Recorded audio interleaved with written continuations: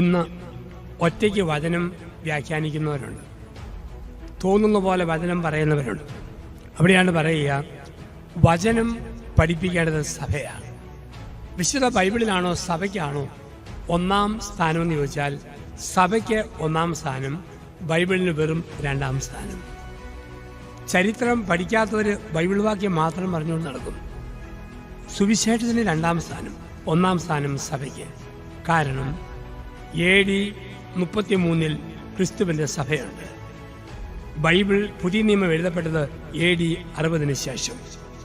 Thomas Lee ഇന്ത്യയിൽ വന്നപ്പോൾ ഒരു മത്തായിയുടെയും മർക്കോസിൻ്റെയും ലൂക്കായുടെയും യോഹന്നാൻ്റെയും സുവിശേഷമില്ല. തോമസ് ലീ കൊണ്ടുവന്നത്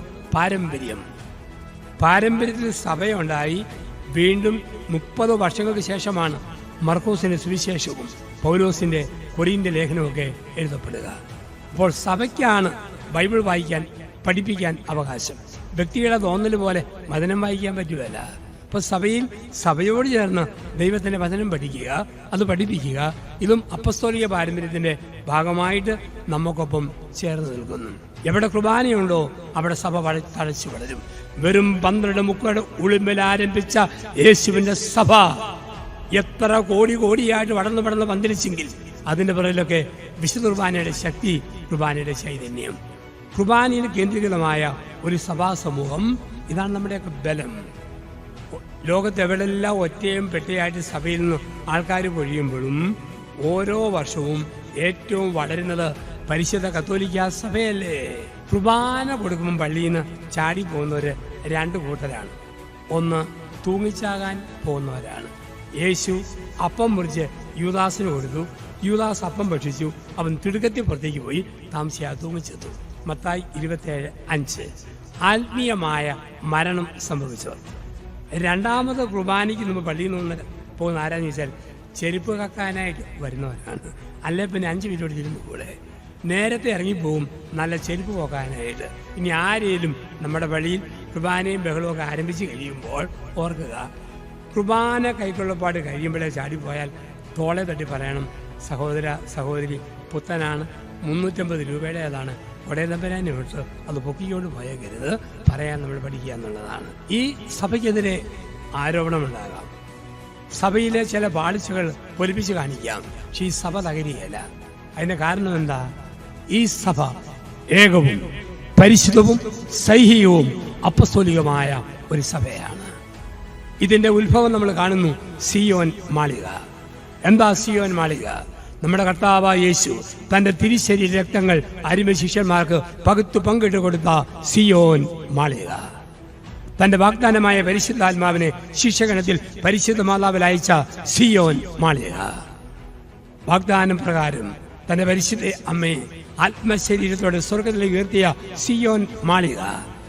ആ സഭയ്ക്ക് പോർ ലഭിക്കാൻ ആർക്കും പറ്റുകയല്ല.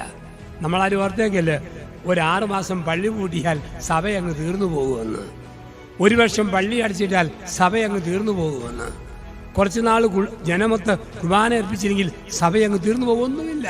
അപ്പസ്തോലിക സൈഹികമുള്ള പാരമ്പര്യത്തിൽ ആ സഭയിൽ ഒരു സക്രാരിയുടെ മുമ്പിൽ ഒരു കെടാവിളക്കുള്ള കാലത്തോടും, അത് ഇടവപ്പള്ളിയാകാം, സന്യാസ ഭവനമാകാം, ഒരു കോൺവെന്റ് ആകാം, എവിടെയുമാകട്ടെ, അണയാത്ത നിലവിളക്കുള്ള ഒരു സക്രാരി ഉണ്ടെങ്കിൽ ആ സഭ ലോകാവസാനം വരെയുള്ള സഭയാണ്. സഭയിൽ ഡിവിഷൻ ഉണ്ടായത് 2 വലിയ കാര്യങ്ങളുടെ പേരില്ല. പരിശുദ്ധ സഭയിൽ, യേശുവിന്റെ സഭയിൽ വിഭജനമുണ്ടായത് 2 കാര്യങ്ങളുടെ പേരില്ല. 1 വിശുദ്ധ കുർബാനയുടെ പേരിൽ, 2 പരിശുദ്ധ മാതാവിന്റെ പേരിൽ. അങ്ങനെയാണ് സഭയിൽ വിള്ളലുണ്ടായത്.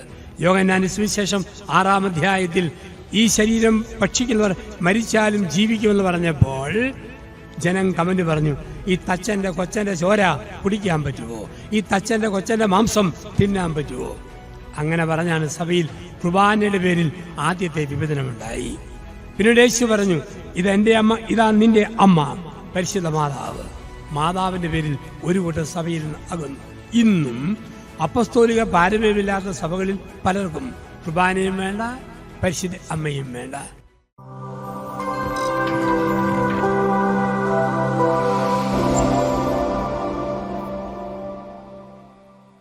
ഒരു നല്ല ചായ കുടിക്കണമെങ്കിൽ പഞ്ചസാരയുടെ അസുഖമില്ലാത്ത ആൾക്ക് 4 സാധനങ്ങൾ വേണം. 1 തേയിലപ്പൊടി, 2 പാല്, 3 ചൂടുവെള്ളം, 4 പഞ്ചസാര. ഇത് 4 ഉണ്ടെങ്കിൽ ഒരു നല്ല ചായ കുടിക്കാം. പാല് വേണം, ചൂടുവെള്ളം വേണം, തേയിലപ്പൊടി വേണം, പഞ്ചസാര വേണം. അപ്പോൾ ഒരു നല്ല ചായ. ബൈബിൾ പ്രകാരമുള്ള ഒരു സഭയുണ്ടാകണമെങ്കിൽ ഈ സഭയ്ക്കും വേണം 4 കാര്യങ്ങൾ. 1, തെറ്റാത്ത കൈവപ്പുള്ള സൈഹിക പാരമ്പര്യം, അതിന് വിളിക്കുന്ന വാക്ക് അപ്പസ്തോലന്മാരുടെ പ്രബോധനം. 2, അപ്പം മുറിക്കിയ ശുശ്രൂഷ എന്ന വിശുദ്ധ കുർബാന. 3, കുടുംബ പ്രാർത്ഥന, വ്യക്തിപരമായ പ്രാർത്ഥന. 4, കൂട്ടായ്മ. വിശ്വാസികളുടെ സമൂഹം ഒരുമിച്ച് കൂടി 3000-ഓളം ആളുകൾ അന്ന് സമൂഹത്തിൽ ചേർന്നു. അവർക്ക് ഈ 4 കാര്യങ്ങൾ: അപ്പസ്തോലന്മാരുടെ പ്രബോധനം, അപ്പം മുറിക്കൽ എന്ന ശുശ്രൂഷ, കൂട്ടായ്മ, പ്രാർത്ഥന. അതുകൊണ്ട് ചില സഭകളെ കത്തോലിക്ക സഭ അംഗീകരിക്കുകയില്ല. ആൾക്കാർ മോശമാണെന്നല്ല. ഉദാഹരണത്തിന് വിശുദ്ധ കുർബാന ഇല്ലാത്ത സഭകളെ ബൈബിൾ പ്രകാരമുള്ള സഭയായി അംഗീകരിക്കാൻ പറ്റുകയില്ല. അപ്പസ്തോലിക പാരമ്പര്യം നഷ്ടപ്പെട്ട സഭകളെ ഈശോമിശിഹായുടെ സുവിശേഷ പ്രകാരമുള്ള സഭയായി അംഗീകരിക്കാൻ പറ്റുകയില്ല. സഭകളുടെ 2 ഉണ്ട്: പട്ടത്ത സഭകളും പട്ടമില്ലാത്ത സഭകളും, പൗരോഹിത്യം ഉള്ള സഭകളും പൗരോഹിത്യം ഇല്ലാത്ത സഭകളും.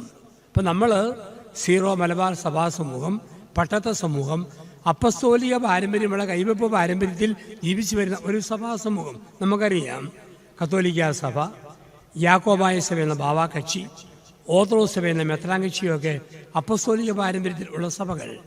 പിന്നീട് ഉണ്ടായി വന്ന പല പല സഭകളുണ്ട്. അതിന് അപ്പസ്തോലിക പാരമ്പര്യമില്ല. അപ്പസ്തോലിക പാരമ്പര്യമുള്ള സഭകളിൽ ഈശോ കഴിഞ്ഞാൽ ദൈവമാതാവിന് സ്ഥാനമുണ്ട്. അപ്പസ്തോലിക പാരമ്പര്യമില്ലാത്ത സഭകളിൽ മാതാവിനെ നിഷേധിക്കും, മാതാവിനെ മടങ്ങുകയില്ല, മാതാവിനെ തള്ളിപ്പറയും. ഇവിടെ നമ്മൾ കാണുന്നു ഒന്നാമത്തെ തൂണ് അപ്പസ്തോലന്മാരുടെ പ്രബോധനം. എന്താണ് അപ്പസ്തോലന്മാരെ പഠിപ്പിച്ചത്? ആദിമസഭയിൽ പത്രോസും യാക്കോബും യോഹന്നാനും ഒക്കെ പഠിപ്പിച്ചെങ്കിൽ ഇന്ന് ആ സ്ഥാനത്ത് നമ്മുടെ രൂപതാധ്യക്ഷനും പട്ടക്കാരിലൂടെയും ഈ അപ്പസ്തോലിക പാരമ്പര്യമാ സഭയിൽ തുറന്നുകൊണ്ടിരിക്കുക. അപ്പസ്തോലന്മാർ പഠിപ്പിച്ചത് 4 കാര്യങ്ങളാണ്. 1 വിശ്വാസം, 2 സുവിശേഷം, 3 ധാർമ്മികത, 4 പാരമ്പര്യം. ഇത് 4 അപ്പസ്തോലന്മാരെ പഠിപ്പിച്ചത്: വിശ്വാസം, സുവിശേഷം, ധാർമ്മികത, പാരമ്പര്യം. ഈ രാത്രിയിൽ ദൈവമായ കർത്താവിൻ്റെ വചനം ശ്രവിക്കുന്ന നമ്മളെല്ലാവരും ഈ 4 കാര്യങ്ങൾക്ക് ഊന്നൽ കൊടുക്കുന്നവരാ. ലോകത്തെവിടെ ചെന്നാലും പരിശുദ്ധ സഭയ്ക്ക് ഒരു വിശ്വാസം, ഒരു വിശ്വാസ പ്രമാണം. ലോകത്തെവിടെ ചെന്നാലും വിശുദ്ധ സഭയിൽ 4 സുവിശേഷകന്മാർ, സുവിശേഷങ്ങൾ, വിശ്വാസം, സുവിശേഷം. അതുപോലെ ധാർമ്മികത. ഏറ്റവും നല്ല ധാർമ്മിക ബലമുള്ള സഭകൾ നമ്മളുടെ സഭാസമൂഹങ്ങളാണ്.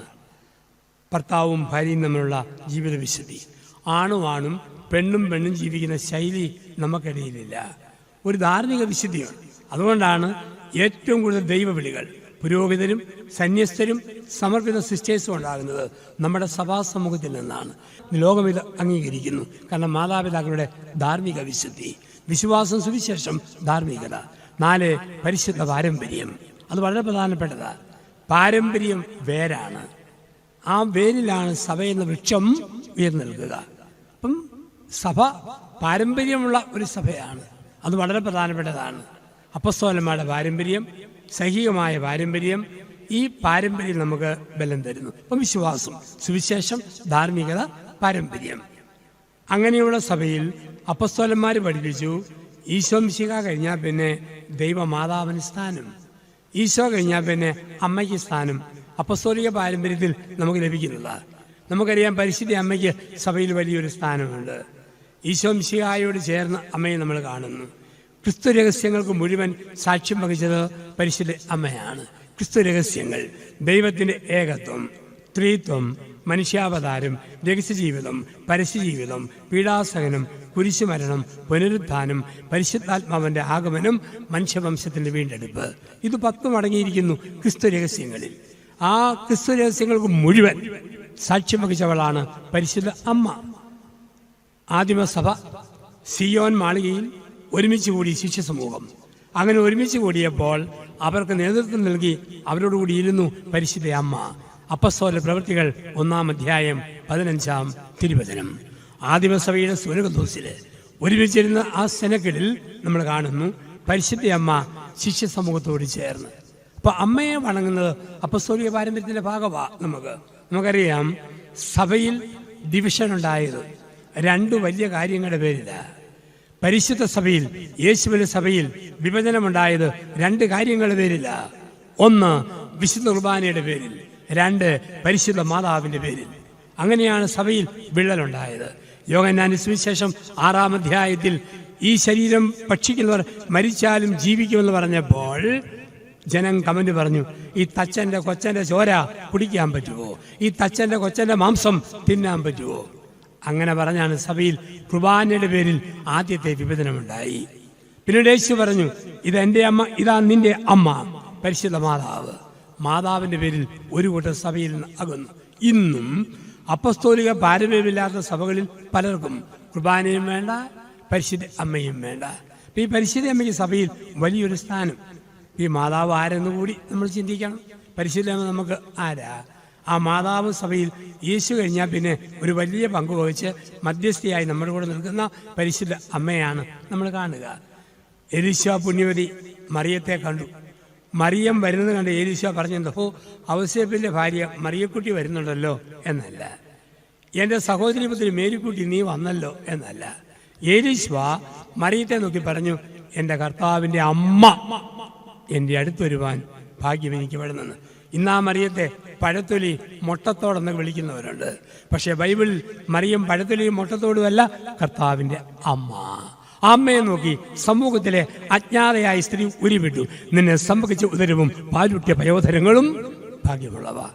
അപ്പോൾ ഈ പരിശുദ്ധയമ്മ ഒരിക്കലും മാതാവിനെ നമ്മൾ ദൈവമാക്കിയിട്ടില്ല. ഒരിക്കലും. അറിവില്ലാത്ത ആൾക്കാർ പറയും കത്തോലിക്കർ മാതാവിനെ ആരാധിക്കുന്നു. അതൊരിക്കലും ശരിയല്ലല്ലോ. മാതാവിനെ വണങ്ങുന്നു. നമ്മൾ പ്രാർത്ഥിക്കുന്ന എന്താ? കർത്താവെ അനുഗ്രഹിക്കണമേ, മിശിഹായെ അനുഗ്രഹിക്കണമേ, കർത്താവെ അനുഗ്രഹിക്കണമേ, മാതാവെ അനുഗ്രഹിക്കണമെന്ന് ഒരിക്കലും പറയുകയില്ല. മാതാവെ ഞങ്ങൾക്ക് വേണ്ടി അപേക്ഷിക്കണമേ, മാതാവെ ഞങ്ങൾക്ക് വേണ്ടി അപേക്ഷിക്കണമേ. അപ്പം പരിശുദ്ധ അമ്മയോട് മധ്യസ്ഥത യാചിക്കുക. എല്ലാവർക്കും സഭയിലറിയാം മാതാവ് ആരാണെന്ന്. ഒരു സ്ഥലത്ത് ധ്യാനിപ്പിച്ചപ്പോൾ ഒരു അമ്മയും ഒരു കൊച്ചു പെൺകുട്ടിയും ധ്യാനത്തിൽ പങ്കെടുത്തു. അപ്പോൾ ആ പെൺകുട്ടി 6-7 വയസ്സോളം പ്രായം വരും. ഒരു സംശയം ചോദിച്ചു. ജോസഫ് അച്ഛാ, ഒരു സംശയം. ഞാൻ ചോദിച്ചു, എന്താ സംശയം? അച്ഛാ, ഈ ആകാശമോക്ഷത്തിൻ്റെ വാതിലൊക്കെ കഴിയുമ്പം പിന്നെ എന്നതായിരിക്കും? ഞാൻ പറഞ്ഞു, യോസേപ്പ് പിതാവും മാതാവും അല്ലച്ചാ, മരിച്ചുപോയ പൂർവികർ പോയച്ചാ. ഞാൻ പറഞ്ഞു, രക്തസാക്ഷികളും മറ്റും അച്ഛൻ അറിയത്തില്ലല്ലോ. ഉരുണ്ട് കളിക്കാതെ വിവരമില്ലെങ്കിൽ എന്നോട് ചോദിക്കാൻ പറഞ്ഞു. ഞാൻ പറഞ്ഞു, നീ പറയടി.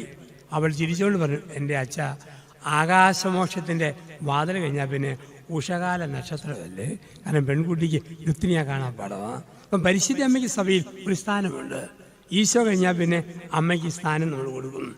ഈ അമ്മ നമുക്കൊരു വലിയ മാതൃകയായിട്ട് നിൽക്കുന്ന അമ്മയാണ്. ഒരുപാട് മുറിവുകളുടെ നടുവിലായിരുന്നു അമ്മ. ആ മുറിവിൻ്റെ നടുവില അമ്മ ആനന്ദിച്ചത്. അത് ഈ ധ്യാനത്തിൽ നമ്മൾ ഓർക്കണം. നമുക്കെല്ലാവർക്കും ഉണ്ട് മനസ്സിന് പ്രയാസം, മനസ്സിന് ഭാരം. ആ ഭാരങ്ങൾക്ക് നടുവിൽ നമുക്ക് ആനന്ദിക്കാൻ പറ്റണം. എല്ലാം തികഞ്ഞിട്ട് ആനന്ദിക്കാൻ പറ്റുകയില്ല. എല്ലാത്തിൻ്റെയും പൂർണ്ണതയിൽ ആനന്ദിക്കാൻ പറ്റുകയില്ല. സഭാപിതാക്കന്മാർ പരിശുദ്ധ അമ്മയെ നമ്മുടെ മുമ്പിൽ ഒരു മാതൃകയായി തന്നുകൊണ്ട് പറയുന്നു, ഈ അമ്മയെ പോലെ മുറിവുകളുടെ, കണ്ണുനീരിൻ്റെ, വേദനയുടെ തിഗ്ധാനുഭവങ്ങളുടെ നടുവിൽ ആനന്ദിക്കാൻ പഠിക്കണം. ജീവിതം 2 ആൽബങ്ങളാണ്. ജീവിതം 2 ആൽബങ്ങളാണ്. ദൈവം നമുക്ക് 2 ആൽബങ്ങൾ തന്നിട്ടുണ്ട്. ഒരു വീട്ടിൽ 2 ആൽബങ്ങൾ. ഒന്ന് വീട് വെഞ്ചിരിപ്പിൻ്റെ, കല്യാണത്തിൻ്റെ, മാമോദീസയുടെ, ഒരാളുടെ പട്ടത്തിൻ്റെ ഒക്കെയുള്ള സന്തോഷിപ്പിക്കുന്ന ആൽബങ്ങൾ. മറ്റൊന്ന് വല്യപ്പൻ്റെ ശവമടക്ക്, വല്യമ്മയുടെ മൃതസംസ്കാരം, വണ്ടി അപകടത്തിൽ പ്ലാസ്റ്റർ ഇട്ട് ആശുപത്രി കിടന്നത്. അങ്ങനെയുണ്ട് ഒരാൽബം. 2 കൂട്ടം ആൽബങ്ങളുണ്ട്. ചില ആൾക്കാർ ഈ ദുഃഖത്തിൻ്റെ ആൽബത്തിൽ നോക്കി കരഞ്ഞുകൊണ്ടിരിക്കും. ഇടയ്ക്കിടയ്ക്ക് സന്തോഷിപ്പിക്കുന്ന ആൽബത്തിൽ കൂടി നോക്കാൻ നമ്മൾ പഠിക്കണം. കരഞ്ഞാൽ മാത്രം പോരാ, സന്തോഷിപ്പിക്കുന്ന ആൽബത്തിൽ കൂടി നമ്മൾ നോക്കാൻ പഠിക്കണം. ചിലർക്ക് ദുഃഖിക്കാനേ വകുപ്പുള്ളൂ. കരിക്കട്ട പോലെ കറുത്ത ഒരു സ്ത്രീ 10ൽ പഠിക്കുന്ന 15 വയസ്സുള്ള മോനെയും കൊണ്ട് അസീസി ധ്യാനമന്ദിരത്തിൽ ഞാനായിരുന്നപ്പം എന്നെ കാണാൻ വന്നു. ഈ സ്ത്രീയുടെ മുഖമൊക്കെ വീർത്തിരിക്കുന്നു. ഞാൻ ചോദിച്ചു, എന്നാ പറ്റി? ആ സ്ത്രീ ചോദിച്ചു, അച്ഛാ, കറുപ്പ് അത്ര മോശം നിറവാണോ? ഞാൻ പറഞ്ഞു, അല്ല. കറുപ്പിന് 7 അഴകല്ലേ? ഞാൻ പറഞ്ഞു, നല്ല അഴക. കോപ്പി അന്നൻ കറമ്പനല്ലേ? അതെ. ആഫ്രിക്കക്കാരൊക്കെ കറമ്പരല്ലേ? അതെ. എൻ്റെ അച്ഛ, പക്ഷെ എൻ്റെ ഈ കറുപ്പ് എനിക്ക് ശാപമാണ്. ജനിച്ചു വീണ നാളുകളിൽ എൻ്റെ അമ്മ എന്നെ നോക്കി പറഞ്ഞു, കാക്കക്കുഞ്ഞ് കാക്കക്കുഞ്ഞ്. സ്കൂളിൽ കുട്ടികൾ വിളിച്ചു, പുള്ളിക്കാക്ക പുള്ളിക്കാക്ക. മകൻ വിളിച്ചു അമ്മക്കാക്ക, കെട്ടിയവൻ വിളിച്ചു കരിങ്കാക്ക. പേര് കേട്ട് കേട്ട് എൻ്റെ അച്ഛ മനസ്സ് മുറിഞ്ഞു. ഇവൻ പോലും എന്നെ കാക്കയെ കാക്കയെന്നാണ് വിളിക്കുന്നത്. ഞാൻ ചോദിച്ചു, നീ നിന്റെ അമ്മയെ കാക്കയെന്ന് വിളിച്ചോ? അവൻ പറഞ്ഞു, ഓവ്. അതെന്താ? അപ്പൻ വിളിക്കുന്നത് കേട്ടേച്ച് ഞാനും വിളിച്ചതാ. ഞാൻ പറഞ്ഞു, അമ്മയെ കാക്കയെന്ന് നീ വിളിച്ചാൽ 10 തോറ്റു പോവും. ഞാനവനെ വിരട്ടി. അവൻ പറഞ്ഞ മേലിൽ ഞാൻ വിളിക്കുകയില്ല. അമ്മയും മോനും പോയി. മാസങ്ങൾ കഴിഞ്ഞു. കുട്ടികളുടെ 10ാം ക്ലാസ്സിലെ പരീക്ഷയെ കഴിഞ്ഞ് ഒരു ദിവസം ഈ അമ്മ ഈ മോനെയും കൊണ്ട് എന്നെ കാണാനായിട്ട് വന്നു. അപ്പം ഈ സ്ത്രീയുടെ മുഖം പിന്നെയും ഇടിമിച്ചിരിക്കുക. ഞാൻ ചോദിച്ചു, എന്നാ പറ്റി? കാക്ക പിന്നെയും വല്ല പ്രശ്നം വല്ല ഉണ്ടാക്കിയോ? ഇല്ല അച്ഛാ. ആരെങ്കിലും കാക്കയെന്ന് വിളിച്ചോ? ഇല്ല. ഞാൻ ചോദിച്ചു, എന്നാ പറ്റി? എന്നാ പറ്റാനാച്ചാ? ഒരു ഇതുമില്ല, ഒരു ഏതാണ്ട് പോലെ. ഒരു ഇതുമില്ല, ഒരു ഏതാണ്ട് പോലെ. എന്നാ പറ്റി? നീ അമ്മ കാക്കയെന്ന് വിളിച്ചോടാ? ഇല്ല. വിളിക്കുവോ? ഇല്ലെന്ന് പറഞ്ഞില്ലേ? ഞാൻ ചുവനാരും വിളിക്കുകയായിരുന്നല്ലേ പറഞ്ഞത്. പിന്നെ എന്നാ പറ്റി? എൻ്റെ അച്ഛോ, കാക്കയെന്നൊന്നും വിളിക്കേണ്ട. ഇവന് എപ്പോഴല്ല അരിശം വരുവോ അവനെന്നെ നോക്കി ഇങ്ങനെ കാണിക്കും. ഇതാണ് പ്രശ്നം. ജീവിതത്തിൽ കൊച്ചു കൊച്ചു മുറിവുകൾ ഉള്ളിൽ സൂക്ഷിക്കുന്നുണ്ട്. എപ്പോഴും ഈ മുറിവ് മാത്രം. അവിടെ അതിൽ നിന്ന് രക്ഷപ്പെടാൻ പരിശുദ്ധ അമ്മയെ നമുക്ക് തരുന്നു. പരിശുദ്ധ അമ്മയെ നമുക്കായി നൽകുകയാണ്. അപ്പം ഈശോ മിശിഹ കഴിഞ്ഞാൽ അമ്മയോട്, പിന്നെ വിശുദ്ധ ഗീവർഗീസ്, സെബസ്ത്യാനോസ്, അന്തോനീസ്, വലിയ വലിയ വിശുദ്ധർ, അവരോടൊക്കെയുള്ള വണക്കം, ഇതൊക്കെ അപ്പസ്തോലിക പാരമ്പര്യത്തിൽ നമുക്ക് ലഭിച്ചതാണ്. ഒപ്പം സഭയോട് ചേർന്ന് ദൈവത്തിൻ്റെ വചനം പഠിക്കണം. ഇതും അപ്പസ്തോലിക പാരമ്പര്യമാണ്. വിശുദ്ധ സഭയിൽ സഭയോട് ചേർന്ന് ദൈവത്തിൻ്റെ വചനം പഠിക്കണം. ഇന്ന് ഒറ്റയ്ക്ക് വചനം വ്യാഖ്യാനിക്കുന്നവരുണ്ട്, തോന്നുന്ന പോലെ വചനം പറയുന്നവരുണ്ട്. അവിടെയാണ് പറയുക, വചനം പഠിപ്പിക്കേണ്ടത് സഭയാണ്. വിശുദ്ധ ബൈബിളിലാണോ സഭയ്ക്കാണോ 1ാം സ്ഥാനമെന്ന് ചോദിച്ചാൽ സഭയ്ക്ക് 1ാം സ്ഥാനം, ബൈബിളിന് വെറും 2ാം സ്ഥാനം. ചരിത്രം പഠിക്കാത്തവർ ബൈബിൾ വാക്യം മാത്രം പറഞ്ഞുകൊണ്ട് നടക്കും. സുവിശേഷത്തിന് 2ാം സ്ഥാനം, 1ാം സ്ഥാനം സഭയ്ക്ക്. കാരണം AD 33 ക്രിസ്തുവിൻ്റെ സഭയുണ്ട്. ബൈബിൾ പുതിയ നിയമം എഴുതപ്പെട്ടത് AD 60 ശേഷം. തോമസ് ശ്രീ ഇന്ത്യയിൽ വന്നപ്പോൾ ഒരു മത്തായിയുടെയും മർക്കോസിൻ്റെയും ലൂക്കായുടെയും യോഹന്നാൻ്റെയും സുവിശേഷമില്ല. തോമസ് ശ്രീ കൊണ്ടുവന്നത് പാരമ്പര്യത്തിൽ സഭയുണ്ടായി. വീണ്ടും 30 വർഷങ്ങൾക്ക് ശേഷമാണ് മർക്കോസിൻ്റെ സുവിശേഷവും പൗലോസിൻ്റെ കൊരിന്ത്യ ലേഖനവുമൊക്കെ എഴുതപ്പെടുക. അപ്പോൾ സഭയ്ക്കാണ് ബൈബിൾ വായിക്കാൻ, പഠിപ്പിക്കാൻ അവകാശം. വ്യക്തികളെ തോന്നൽ പോലെ വചനം വായിക്കാൻ പറ്റുകയില്ല. അപ്പോൾ സഭയോട് ചേർന്ന് ദൈവത്തിൻ്റെ വചനം പഠിക്കുക, അത് പഠിപ്പിക്കുക. ഇതും അപ്പസ്തോലിക പാരമ്പര്യത്തിൻ്റെ ഭാഗമായിട്ട് നമുക്കൊപ്പം ചേർന്ന് നിൽക്കുന്നു. ഇതാണ് സഭ. അപ്പസ്തോലന്മാരാകുന്ന തൂണുകളിന്മേൽ പണിതുയർത്തപ്പെട്ട യേശുവിൻ്റെ പരിശുദ്ധമായ സഭ. ഈ സഭയ്ക്കെതിരെ ആരോപണമുണ്ടാകാം, സഭയിലെ ചില പാളിച്ചകൾ പൊലിപ്പിച്ച് കാണിക്കാം. പക്ഷെ ഈ സഭ തകരിയല്ല. അതിൻ്റെ കാരണം എന്താ? ഈ സഭ ഏകവും പരിശുദ്ധവും സൈഹികവും അപ്പസ്തോലികമായ ഒരു സഭയാണ്. ഇതിൻ്റെ ഉത്ഭവം നമ്മൾ കാണുന്നു സിയോൻ മാളിക. എന്താ സിയോൻ മാളിക?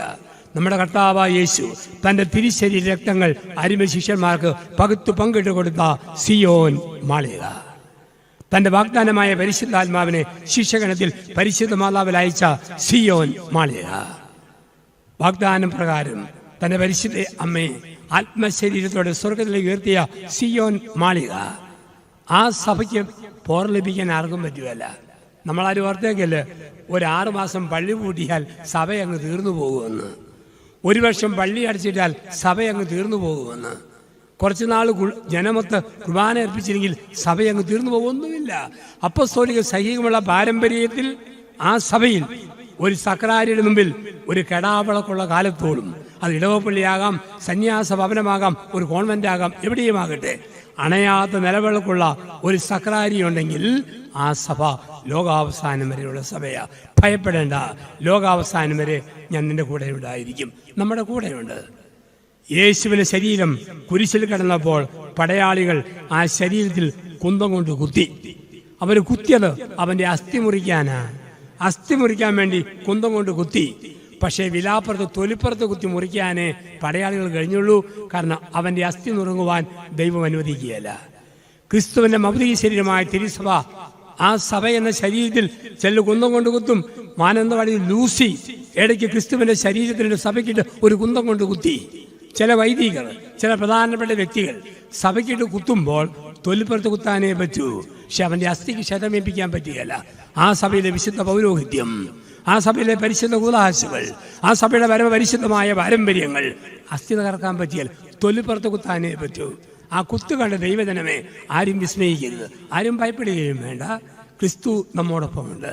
അപ്പസ്തോലിക പാരമ്പര്യമുള്ള സൈഹിക സഭയിൽ ഇപ്പൊ സഭയുടെ ഒന്നാമത്തെ തൂണ് അപ്പസ്തോലന്മാരുടെ പ്രബോധനം. 2, അപ്പം മുറിക്കൽ ശുശ്രൂഷ. ഒരു സഭയെ സഭയാകുന്നത് വിശുദ്ധ കുർബാനയുടെ സാന്നിധ്യമാണ്. വിൻസെന്റ് പോൾ സൊസൈറ്റി ഇല്ലാതെ പോകാം, കരിസ്മാറ്റിക് പ്രസ്ഥാനങ്ങൾ നശിച്ചു പോകാം, ഫ്രാൻസിസ്കൻ 3-ാം സഭ അസ്തമിച്ചു പോകാം, പലതും മാറി മാറി പോകാം. പക്ഷെ അതൊക്കെ പോയാലും കുർബാനയുണ്ടോ? സഭയുണ്ട്. ഭക്തസംഘടനകളും പ്രത്യക്ഷത്തിന് സരീക്ഷണം പറഞ്ഞ പോലെ ബൈ പ്രോഡക്റ്റുകൾ ഒക്കെ അങ്ങ് പോയാലും ക്രൂഡ് ഓയിലുണ്ട്, അതവിടെ നിലനിൽക്കും. യേശുവിൻ്റെ സഭ, കുർബാനയിൽ കേന്ദ്രീകൃതമായ സഭ. എന്താണ് വിശുദ്ധ കുർബാന? ലൂക്കായുടെ സുവിശേഷം 24-ാം അധ്യായത്തിൽ കുർബാനയെക്കുറിച്ച് ഈശോ പഠിപ്പിക്കുന്നു.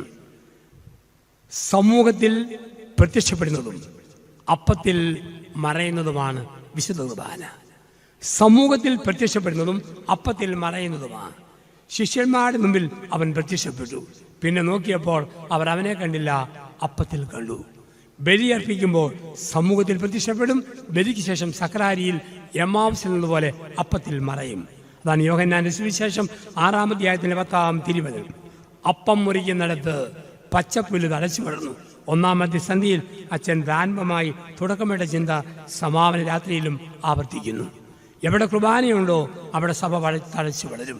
വെറും 12 മുക്കയുടെ ഉളിമ്പിൽ ആരംഭിച്ച യേശുവിന്റെ സഭ എത്ര കോടിയായിട്ട് വളർന്ന് പന്തലിച്ചെങ്കിൽ അതിൻ്റെ പുറകിലൊക്കെ വിശുദ്ധ കുർബാനയുടെ ശക്തി, കുർബാനയുടെ ചൈതന്യം.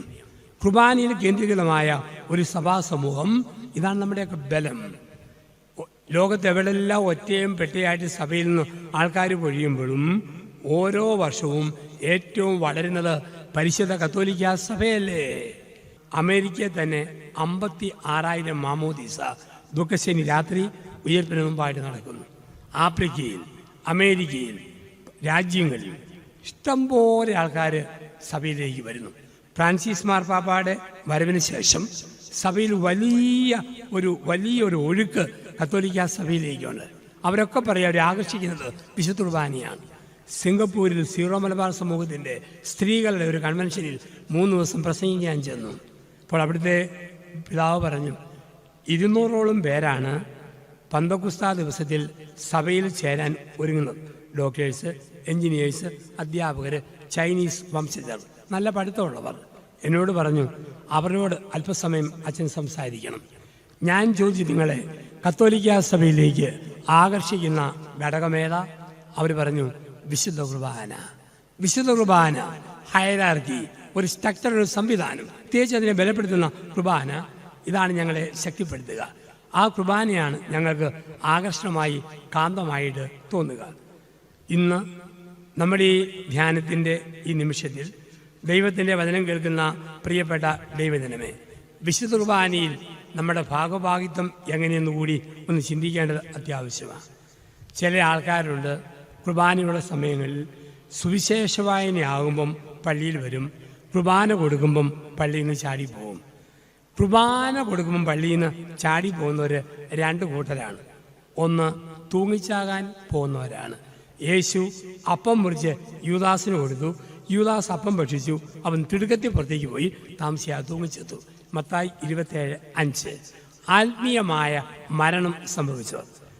രണ്ടാമത് കുർബാനയ്ക്ക് നമ്മൾ പള്ളിയിൽ നിന്ന് പോകുന്ന ആരാന്ന് ചോദിച്ചാൽ ചെരുപ്പ് കക്കാനായിട്ട് വരുന്നവരാണ്. അല്ലെ പിന്നെ 5 മിനിറ്റോട് ഇരുന്ന് കൂടെ നേരത്തെ ഇറങ്ങിപ്പോവും നല്ല ചെരുപ്പ് പോക്കാനായിട്ട്. ഇനി ആരെങ്കിലും നമ്മുടെ പള്ളിയിൽ കുർബാനയും ബഹളവും ആരംഭിച്ച് കഴിയുമ്പോൾ ഓർക്കുക, കുർബാന കൈക്കൊള്ളപ്പാട് കഴിയുമ്പോഴേ ചാടിപ്പോയാൽ തോളെ തട്ടി പറയണം, സഹോദര സഹോദരി പുത്തനാണ്, 350 രൂപയുടെ അതാണ്, ഒടയതമ്പരാനോട്ട് അത് പൊക്കിക്കൊണ്ട് പോയേക്കരുത് പറയാൻ നമ്മൾ പഠിക്കുക എന്നുള്ളതാണ്. ഇപ്പോൾ കുർബാനയിൽ ആദ്യ അവസാനം നമ്മൾ പങ്കെടുക്കണം, ആദ്യ അവസാനം പങ്കെടുക്കണം. ഒപ്പം വിശുദ്ധ കുർബാന നമ്മൾ സ്വീകരിക്കണം. ബലിയർപ്പണം പൂർത്തിയാകണമെങ്കിൽ കുർബാന സ്വീകരിക്കണം. കുർബാന കൊടുക്കാത്ത ബലിയർപ്പണത്തിൽ പങ്കെടുക്കാൻ ഈ ദിവസങ്ങളിൽ തന്നെ ആൾക്കാർ മടിക്കുന്നു. കണ്ടെയ്ൻമെന്റ് ഏരിയകളിൽ വിശുദ്ധ കുർബാന സ്വീകരണം എന്നൊരു പ്രധാനപ്പെട്ട ഭാഗമാണ്. ബലിയർപ്പിക്കുമ്പോൾ വിശുദ്ധ കുർബാന നമ്മൾ സ്വീകരിക്കണം. ചില ആൾക്കാർ പറയും, ഞങ്ങൾ നിൽക്കുന്നിടത്ത് അച്ഛൻ കൊണ്ടുവന്ന് കുർബാന തരികയാണെങ്കിൽ ഞങ്ങൾ സ്വീകരിക്കാം, മുമ്പിൽ വന്ന് സ്വീകരിച്ചു പോകാൻ ഞങ്ങൾക്ക് മടിയാണ്. നിൽക്കുന്നിടത്ത് തന്നെ കുർബാന വേണമെന്ന് ആഗ്രഹിക്കുന്ന ആൾക്കാർക്ക് വേണ്ടി സഭയിൽ അനേക വർഷങ്ങൾക്ക് മുമ്പ് ഒരു പാട്ട് എഴുതിയിട്ടുണ്ട്. ഞങ്ങൾ എവിടെ നിൽക്കുന്നോ അവിടെ നിന്നെ കിട്ടണം. ആ പാട്ടാണ് വാ വാ യേശുനാഥ. മുമ്പോട്ട് വരാൻ പാടാണ്. ഞങ്ങൾ എവിടെ നിൽക്കുന്നോ അവിടെ നിന്നെ കിട്ടണം. ആദ്യ അവസാനം ഉറക്ക പ്രാർത്ഥിക്കണം, ഒന്നിച്ച് സ്തുതിക്കണം, ഒന്നിച്ച് ആരാധിക്കണം. അങ്ങനെ കുർബാന അനുഭവമാക്കി മാറ്റാൻ നമുക്കൊക്കെ സാധിക്കുക. വിശുദ്ധ കുർബാന കേന്ദ്രീകൃതമായ ഒരു സഭാസമൂഹമായി നമ്മൾ വളരുന്നു. അപ്പം മുറിക്കൽ ശുശ്രൂഷ, അതിന് നമ്മൾ ഊന്നൽ കൊടുക്കുക. ഒന്ന്, നമ്മൾ കണ്ടു അപ്പസ്തോലന്മാരുടെ പ്രബോധനം, ശൈഹിക പാരമ്പര്യം. 2, അപ്പം മുറിക്കൽ എന്ന വിശുദ്ധ കുർബാനയ്ക്ക് നമ്മൾ ഊന്നൽ കൊടുക്കുന്നു. നമുക്കറിയാം, ഇന്ന് വിശുദ്ധ കുർബാന ആൾക്കാർ വളരെ ശ്രദ്ധയോടുകൂടിയൊക്കെ പങ്കെടുക്കുന്ന കാലമാണ്. കുർബാനയുടെ ഓരോ വാക്കും എത്ര ശ്രദ്ധയോടെ കൊച്ചു കുഞ്ഞുങ്ങൾ പോലും പങ്കെടുക്കുക. ഒരച്ഛൻ തിരുവോസി ഉയർത്തിക്കൊണ്ട് പറഞ്ഞു, ഞാൻ സ്വർഗത്തിൽ നിന്നിറങ്ങിയ ജീവനുള്ള അപ്പമാകുന്നു, ഇത് ഭക്ഷിക്കുന്നവർ മരിച്ചാലും നിത്യം ജീവിക്കും. ഒരു കൊച്ചുകുട്ടി അടുത്തുനിന്ന കൂട്ടുകാരൻ്റെ തോളെ തട്ടിയിട്ട് പറയുക, കള്ളയച്ഛൻ. അവൻ ചോദിച്ചു, അതെന്നാടെ നീ അങ്ങനെ പറഞ്ഞത്? ഓ, നിത്യം ജീവിപ്പിക്കുന്ന മുഴുത്തയപ്പം മുഴുവൻ അച്ഛൻ ഒറ്റയ്ക്കും തിന്നും, മരിച്ചു വന്ന ചില്ലറയെല്ലാം കൂടെ നമുക്ക് തരും. കുർബാനയുടെ വാക്കുപോലും ഇന്ന് കുഞ്ഞുങ്ങൾ ശ്രദ്ധിക്കുന്ന ലോകമാണ്. വാക്ക് മാത്രമാണോ കുർബാനയുടെ ഷേപ്പ്? ഒരു പള്ളിയിൽ അച്ഛൻ ആൾക്കാർക്ക് കുർബാന കൊടുക്കുക. 85 വയസ്സ് പ്രായമുള്ളൊരു അമ്മച്ചി അച്ഛൻ്റെ മുമ്പിലേക്ക് വന്നു. അമ്മച്ചിയുടെ കൈക്കകത്ത് ഉള്ളംകൈ മുഴുവൻ ചുളിവാണ്. കുരിശുപള്ളിയുടെ നട പോലെ ഉള്ളംകൈയുടെ അകം കണ്ടാൽ. അമ്മച്ചി കൈ നീട്ടി. അച്ഛൻ ഒടിഞ്ഞ ഒരു തിരുവോസിയാണ് അമ്മച്ചിയുടെ കയ്യിലേക്ക് വെച്ച് കൊടുത്തു. സാധാരണ ആൾക്കാർ നക്കിയെടുക്കും, അല്ലെ പൊക്കിയെടുത്ത് നാക്കേ വെക്കും. ഈ അമ്മച്ചി ഒരു മുറ്റു സാധനമാണ്.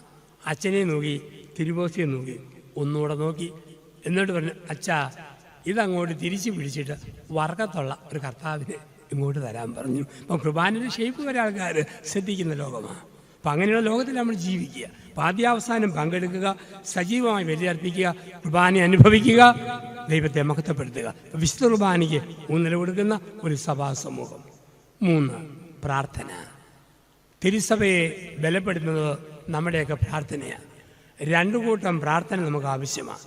കുടുംബ പ്രാർത്ഥനയും വ്യക്തിപരമായ പ്രാർത്ഥനയും. രാവിലെ എഴുന്നേൽക്കുമ്പോഴും രാത്രി ഉറങ്ങുമ്പോഴും നെറ്റിയിലും ചുണ്ടിലും നെഞ്ചിലും നമ്മൾ കുരിശ് വരയ്ക്കണം. നെറ്റിയിലും ചുണ്ടിലും നെഞ്ചിലും നമ്മൾ കുരിശ് വരയ്ക്കണം. നമ്മൾ കുരിശ് വരയ്ക്കണം. രാവിലെ വരയ്ക്കണം, രാത്രി വരയ്ക്കണം. കുരിശ് വരയ്ക്കുക എന്ന് പറഞ്ഞാൽ സ്വയം ആശീർവദിക്കുന്നു, സ്വയം അനുഗ്രഹിക്കുന്നു. അതുകൊണ്ടാണ് പ്രാർത്ഥനയ്ക്ക് നമ്മൾ ഊന്നൽ കൊടുക്കണം. ഒരു പശുക്കൂടെടുത്താൽ ആ പശുക്കൂടിൽ ഒരു സ്ഥലമേ ഉള്ളൂ. ദേഹത്തിന് ഭക്ഷണം കൊടുക്കുന്ന പുല്ലും തവിടും പിണ്ണാക്കും വൈക്കോലും കൊടുക്കുന്ന തീറ്റ സ്ഥലം. പശുക്കൂടിൽ TV റൂമില്ല, പശുക്കൂടിൽ പ്രാർത്ഥനാമുറിയില്ല. മൃഗത്തിന് അത്രയേ ഉള്ളൂ. പക്ഷെ നമ്മുടെ വീട് പണിയുമ്പോൾ അതിന് 3 ഭാഗമുണ്ട്. ഭക്ഷണം പാചകം ചെയ്യുന്ന അടുക്കള, അത് കഴിക്കാനൊരു സ്ഥലം, ദേഹത്തിൻ്റെ ഭക്ഷണം. പത്രം വായിക്കാനും TV കാണാനും ഇരിക്കാനും ഒരു സ്ഥലം, ബുദ്ധിയുടെ ഭക്ഷണം.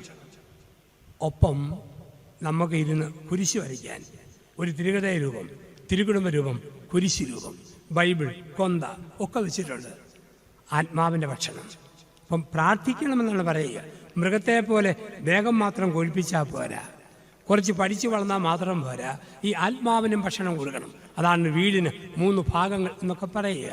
അപ്പം പ്രാർത്ഥനയ്ക്ക് നമ്മൾ ഊന്നൽ കൊടുക്കുക. വ്യക്തിപരമായ പ്രാർത്ഥന, അതുപോലെ കുടുംബമായിട്ടുള്ള പ്രാർത്ഥന. ഒരുമിച്ച് പ്രാർത്ഥിക്കുന്ന കുടുംബം ഒരുമിച്ച് നിലനിൽക്കും എന്നാണ് പഠിപ്പിക്കുക. കുടുംബമായിട്ട് ഒന്നിച്ചിരുന്ന് പ്രാർത്ഥിക്കുന്നു. അപ്പോൾ ഒരു അന്തരീക്ഷം കുടുംബത്തിലുണ്ടാവുക. വ്യക്തിപരമായ ജീവിതത്തിൽ പ്രാർത്ഥനയ്ക്ക് ഊന്നൽ കൊടുക്കുക, പ്രാർത്ഥനയ്ക്ക് നമ്മൾ ശ്രദ്ധ കൊടുക്കുക. ചിലപ്പോഴൊക്കെ ചില ആൾക്കാർ പറയും, എൻ്റെ അച്ചു പ്രാർത്ഥിക്കുമ്പോൾ പല വിചാരം വരുന്നു. പല വിചാരം പരീക്ഷണമല്ല, പല വിചാരം പ്രാർത്ഥനാ വിഷയമാണ്. പല വിചാരം വരുന്നുണ്ടോ അത് പ്രാർത്ഥനാ വിഷയമാണ്. ഉദാഹരണം, ഭർത്താവിനോട് പിണക്കമുള്ള ഭാര്യ സ്വർഗസ്ഥനായ പിതാവിനെ ചെല്ലുമ്പം ഭർത്താവിന് മുഖം തേടി വരുന്നു. പല വിചാരം ദൂരപ്പെട്ടവൻ തള്ളിക്കളയല്ല, ഭർത്താവിനോട് രമ്യതപ്പെടുക, എന്നിട്ട് പ്രാർത്ഥിക്കുക. ഭാര്യയോട് പിണക്കമുള്ള ഭർത്താവ് പ്രാർത്ഥിക്കുന്നു, നന്മ നിറഞ്ഞ മറിയമേ, ഭാര്യയുടെ മുഖം തേടി വരുന്നു. പല വിചാരമല്ല, അവളോട് രമ്യതപ്പെടുക. പല വിചാരം സ്വാഭാവികമായും ഉണ്ട്, അത് പ്രാർത്ഥനാ വിഷയമാക്കി മാറ്റണം. ഒരു പിതാവ് ഇടവക സന്ദർശിച്ചപ്പം പറഞ്ഞു, മനുഷ്യൻ ബലഹീനനാണ്, അവന് 5 മിനിറ്റ് പോലും ഏകാഗ്രതയോടെ പരവിചാരം കൂടാതെ പ്രാർത്ഥിക്കാൻ പറ്റുകയല്ല. 75 വയസ്സ് പ്രായമുള്ള ഒരു ചേട്ടത്തി പറഞ്ഞു, പിതാവേ, പരവിചാരം കൂടാതെ 5 മിനിറ്റ് ഞാൻ പ്രാർത്ഥിച്ചാൽ തിരുമേനി എനിക്ക് എന്നാ തരും? തിരുമേനി പറഞ്ഞു, അങ്ങനെ പ്രാർത്ഥിച്ചാൽ അമ്മച്ചിക്ക് ഞാൻ 50 രൂപയും ഒരു കൊന്തയും സമ്മാനം തരും. അമ്മച്ചി പറഞ്ഞു, പിതാവ് തരുമല്ലോ? തരും, ഞാനിപ്പം ചൊല്ലിക്കോളാൻ പറഞ്ഞു. അമ്മച്ചി കണ്ണടച്ചു, കരങ്ങൾ കൂപ്പി ചൊല്ലി തുടങ്ങി. സ്വർഗ്ഗസ്ഥനായ ഞങ്ങളുടെ പിതാവിൻ്റെ നാമം പൂജിതമാകണം, നിന്റെ രാജ്യം വരണം. അല്ല പിതാവേ, ഈ 50 രൂപയും കൊന്ത ഇപ്പം തരുമോ അതോ അരമനെ വരുമ്പോഴേ തരത്തുള്ളൂ? ഇതാണ് മനുഷ്യൻ്റെ സ്വഭാവം. നമുക്ക് പല വിചാരമുണ്ട്.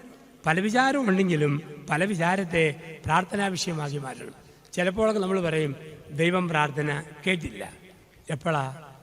നമ്മൾ നമ്മുടേതായ പ്രാർത്ഥന ചെല്ലുമ്പോഴാണ്. കാർട്ടൂൺ കഥാപാത്രങ്ങളാണ് ബോബനും മോളിയും. സോഷ്യൽ സ്റ്റഡീസിൻ്റെ പരീക്ഷ കഴിഞ്ഞ് ബോബനും മോളിയും വീട്ടിൽ വന്നു. പ്രാർത്ഥിക്കുന്ന മുറിയിൽ മുട്ടുകുത്തി കൈ വിരിച്ചു പിടിച്ചു. അവരൊക്കെ പ്രാർത്ഥിച്ചു, കർത്താവായ യേശുവേ, ഗംഗാനദിയും യമുനാ നദിയും നീ പാകിസ്ഥാനിൽ കൂടെ ഒഴുകണേ. കാരണം സാമൂഹിക പാഠത്തിൻ്റെ പേപ്പറിൽ ഒരു ചോദ്യം, ഗംഗായും യമുനായും ഒഴുകുന്ന രാജ്യമേത്? ബ്രാക്കറ്റിൽ 4 സ്ഥലങ്ങളുടെ പേര് കൊടുത്തു, ഇന്ത്യ, ബംഗ്ലാദേശ്, ബർമ്മ, പാകിസ്ഥാൻ. പരീക്ഷാവുള്ളിരിക്കുമ്പം ഉത്തരമറിയത്തില്ലാത്ത കുട്ടികൾ പേനാകറക്കി ഒരു കുത്തുണ്ട്, അവർ കുത്തുകൊണ്ടത് പാകിസ്ഥാനിൽ, എഴുതെഴുതി പാകിസ്ഥാൻ. പുറത്തിറങ്ങിയപ്പോൾ വിവരമുള്ള കുട്ടികൾ പറഞ്ഞു, മണ്ടച്ചാരെ മണ്ടി, ഗംഗായും യമുനായും ഒഴുകുന്നത് പാകിസ്ഥാനിൽ കൂടിയാണോ ഭാരതത്തിൽ കൂടിയല്ലേ? ഇനി ബോബനും മോളിക്കും ഒരു മാർക്ക് കിട്ടണോ? ദൈവമായ കർത്താവ് ഒരു കോലും കൊണ്ട് വന്ന് ഗംഗ യമുനായെ കുത്തിപ്പറിച്ച് പാകിസ്ഥാനിൽ ഒഴുകണം. പലപ്പോഴും നമ്മുടെ തീരുമാനങ്ങളും നമ്മുടെ ഇഷ്ടങ്ങളും വെച്ച് പ്രാർത്ഥിക്കുമ്പോൾ അത് കിട്ടിയെന്ന് വരികയല്ല. യേശു ഗെത്സമേനി പ്രാർത്ഥിച്ച മാതൃക ഇതാണ്, എൻ്റെ ഇഷ്ടമെങ്കിലും എൻ്റെ ഇഷ്ടമല്ല, നിന്റെ ഇഷ്ടം നിറവേറട്ടെ. ഓരോ അപ്പനും അമ്മയും രാത്രി പ്രാർത്ഥിക്കുമ്പോൾ പറയണം, എൻ്റെ മക്കളെക്കുറിച്ചുള്ള ഞങ്ങളുടെ ഇഷ്ടം ഇതാണെങ്കിലും നിന്റെ ഇഷ്ടം നിറവേറട്ടെ. പഠിക്കുന്ന കുട്ടികൾ, ജോലി തേടുന്നവർ പ്രാർത്ഥിക്കണം, ഞങ്ങളുടെ ഇഷ്ടം ഇതാണെങ്കിലും ഞങ്ങളുടെ അല്ല, നിന്റെ ഇഷ്ടം നിറവേറട്ടെ. ഈ പ്രാർത്ഥിക്കുമ്പോൾ നമുക്ക് കിട്ടുന്ന ഒരു വലിയ സമ്മാനമുണ്ട്. എന്താണ് ആ സമ്മാനം? അതാണ് ധൈര്യം. പ്രാർത്ഥിക്കുമ്പോൾ ദൈവം തരുന്ന ഒരു വലിയ സമ്മാനമാണ് ധൈര്യം. എവിടെയെല്ലാം പ്രാർത്ഥിച്ചോ ധൈര്യം. പഴയകാല അച്ഛന്മാരുടെ ധൈര്യം, സിസ്റ്റേഴ്സിൻ്റെ ധൈര്യം, അപ്പന്മാരുടെയും അമ്മമാരുടെയും ധൈര്യം, ആകെയുള്ളത് പ്രാർത്ഥന എന്ന ആയുധം, പ്രാർത്ഥന എന്ന ഒരു ശക്തി, മറ്റൊന്നുമില്ല. അതുകൊണ്ടാണ് ബൈബിളിൽ നമ്മൾ കാണുന്നു, പ്രാർത്ഥിക്കുമ്പോൾ ധൈര്യം. ഈശോ മിശിഹാ ഗെത്സമേനിൽ പ്രാർത്ഥിച്ചിട്ട് പറഞ്ഞു, എന്നെ ഒറ്റിക്കൊടുക്കുന്നതിന് അടുത്തെത്തിയിരിക്കുന്നു, വരൂ പോകാം. തോമാസ് ശ്ലീഹ പ്രാർത്ഥിച്ചിട്ട് പറഞ്ഞു, നമുക്കും അവനോടൊപ്പം പോയി മരിക്കാം. മത്തായി സുവിശേഷം 17 രൂപാന്തരീകരണ മലയിൽ പ്രാർത്ഥിച്ചു കഴിഞ്ഞപ്പോൾ ശിഷ്യന്മാർ ഭയവിഹ്വലരായി കിടന്നപ്പോൾ യേശു പറഞ്ഞു, വരൂ, ധൈര്യമായിരിക്കൂ, നമുക്ക് പോകാം. പ്രാർത്ഥിക്കുന്നവർക്ക് വലിയ ധൈര്യമാണ്. പ്രാർത്ഥിക്കുന്ന കുട്ടികൾക്കൊക്കെ ധൈര്യം കിട്ടും, മുതിർന്നവർക്ക് ഈ ധൈര്യം കിട്ടും. കൊച്ചു കുട്ടികളുടെ കൂട്ടയോട്ടം, 8നും 10നും വയസ്സിൽ ഇടയുള്ള 10 കുട്ടികൾ ഓടാൻ വേണ്ടി നിരന്നു നിന്നു. റവറി കയറും പിടിച്ച് 100 മീറ്റർ ദൂരെ നിന്നു. അപ്പോൾ ഇങ്ങനെ ദൂരെ നിൽക്കുമ്പോൾ കുട്ടികൾ ഓടാനായിട്ട് ഒരുങ്ങുമ്പോൾ എല്ലാവരും എഴുപെടുത്ത് നിൽക്കുക. ഒരു കുട്ടി ചറപറ പറവറ പറവറ പറവറ ഇങ്ങനെ പ്രാർത്ഥിക്കുന്നു. സാറന്മാരോർത്തു ഏറ്റവും കൂടുതൽ പ്രാർത്ഥിക്കുന്ന കുട്ടിക്ക് 1ാം സമ്മാനം കിട്ടിയാൽ മതിയായിരുന്നു. Ready 1 2 3 start. ഫൈനൽ വിസിലൂതി. ഓട്ടം പൂർത്തിയായപ്പോൾ ഏറ്റവും കൂടുതൽ പ്രാർത്ഥിച്ചവൻ ഏറ്റവും അവസാനത്തവനായിട്ട് ഫിനിഷ് ചെയ്തു. സാറന്മാർ തോളി തട്ടി പറഞ്ഞു, മോനെ കൈക്കും കാലും നീളം വെക്കുമ്പം 1ാം സമ്മാനം കിട്ടിക്കോളും. ഇത്രയും പ്രാർത്ഥിച്ചിട്ടും സമ്മാനം കിട്ടിയില്ലോ എന്ന് കരുതി ദൈവത്തോട് നിനക്ക് പിണക്കം വല്ലതും തോന്നുന്നുണ്ടോ? ഞാൻ പറഞ്ഞു, പൊന്നു സാറേ, ആരാ പറഞ്ഞത് സമ്മാനം കിട്ടാൻ വേണ്ടിയാണ് പ്രാർത്ഥിച്ചതെന്ന്? പിന്നെ നീ പ്രാർത്ഥിച്ചത് എന്താ?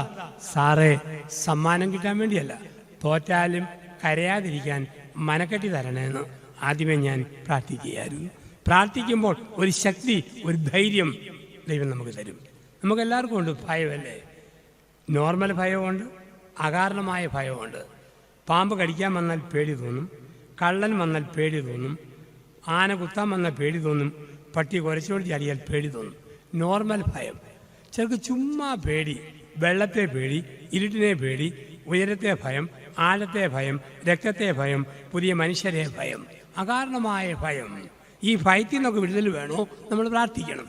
പരീക്ഷയെ ഭയം, ഇൻ്റർവ്യൂ ഭയം, രോഗത്തെ ഭയം. ഇപ്പോൾ ഈ കൊറോണ വൈറസ് വന്നു, വല്ലാത്ത പേടി, ശ്വാസം വിടാൻ പേടി, അങ്ങോട്ടും ഇങ്ങോട്ടും പോകാൻ പേടി, മനുഷ്യൻ്റെ മുഖത്ത് നോക്കാൻ പേടി. അതൊക്കെ ദൈവവിശ്വാസം ഇല്ലാത്തതിൻ്റെയാണ്. നോർമലായതൊക്കെ ചെയ്യുക, ബാക്കി പുല്ല് പോലെ കാണാൻ പഠിക്കണം. അതിലെ വിശ്വാസം എന്നൊക്കെ പറയുക.